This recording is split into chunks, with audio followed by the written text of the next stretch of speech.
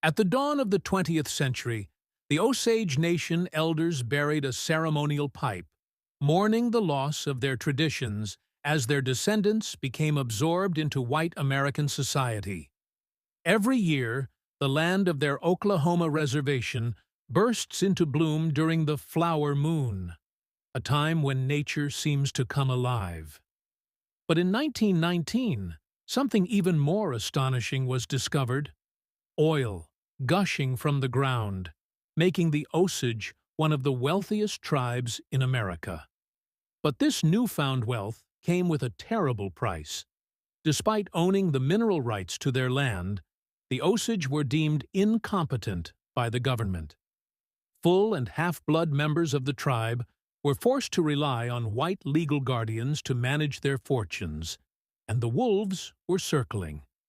One of those wolves was William King Hale, a cattle rancher and reserve deputy sheriff, posing as a trusted friend of the Osage.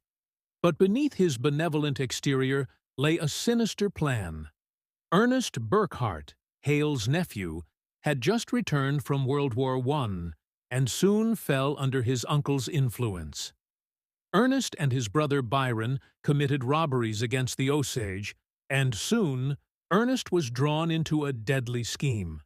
He married Molly Kyle, an Osage woman whose family owned oil head rights, and Hale saw his opportunity.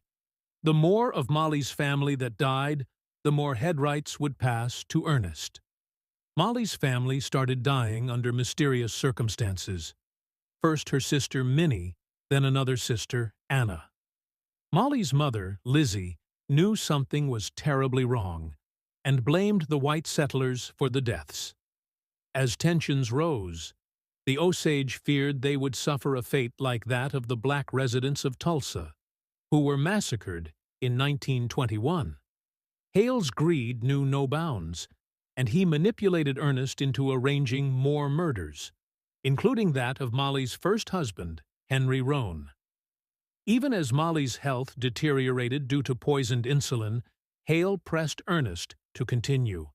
But the tide began to turn when the Bureau of Investigation, led by Agent Thomas Bruce White Sr., uncovered the truth behind the murders.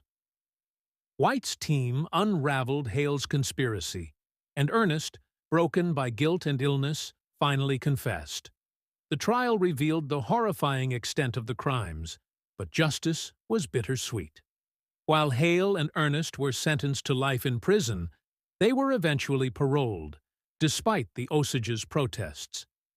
In the end, Molly Kyle, who had been betrayed by the man she loved, survived the murder attempts, but left Ernest behind. She lived long enough to see the criminals brought to justice, but she passed away in 1937, leaving behind a legacy stained by tragedy.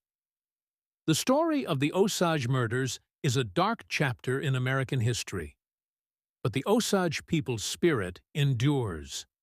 The film closes on a powerful scene, a modern-day Osage powwow, where the descendants of those who suffered continue to dance, honor their culture, and carry the flame of their ancestors.